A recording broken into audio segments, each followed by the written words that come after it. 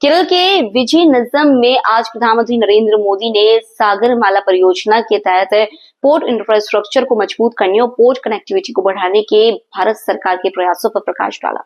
उन्होंने पीएम गति शक्ति योजना के तहत जलमार्ग, रेलवे, राजमार्ग और हवाई मार्ग की इंटरकनेक्टिविटी को तेज गति से बढ़ाने की बात भी कही। आइए जानते हैं प्रधानमंत्री ने इस महत्वपूर्ण परियोजना के बारे में क्या कहा।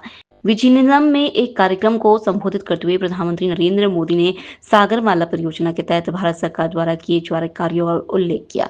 उन्होंने कहा कि केंद्र सरकार राज्य सरकार के सहयोग से पोर्ट इंफ्रास्ट्रक्चर को मजबूत कर रही है, जिससे देश के समुद्री व्यापार को बढ़ावा मिलेगा। उन्होंने पोर्ट कनेक्टिविटी को बढ़ाने के लिए भी कई कदम उठाए जाने की बात कही।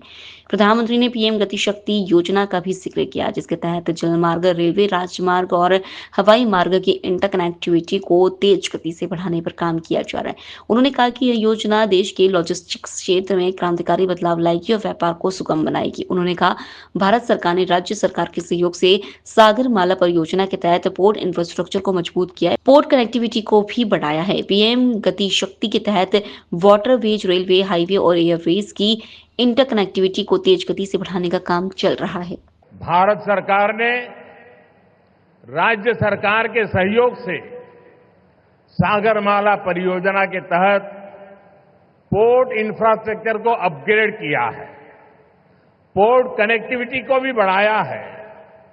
पीएम गति शक्ति के तहत वाटरवेज, रेलवेज, हाईवेज और एयरवेज की इंटर कनेक्टिविटी को तेज गति से बेहतर बनाया जा रहा है। ईज ऑफ डूइंग बिजनेस के लिए जो रिफॉर्म्स किए गए हैं, उससे पोर्ट्स और अन्य इंफ्रास्ट्रक्चर सेक्टर में भी इन्वेस्टमेंट बढ़ा है।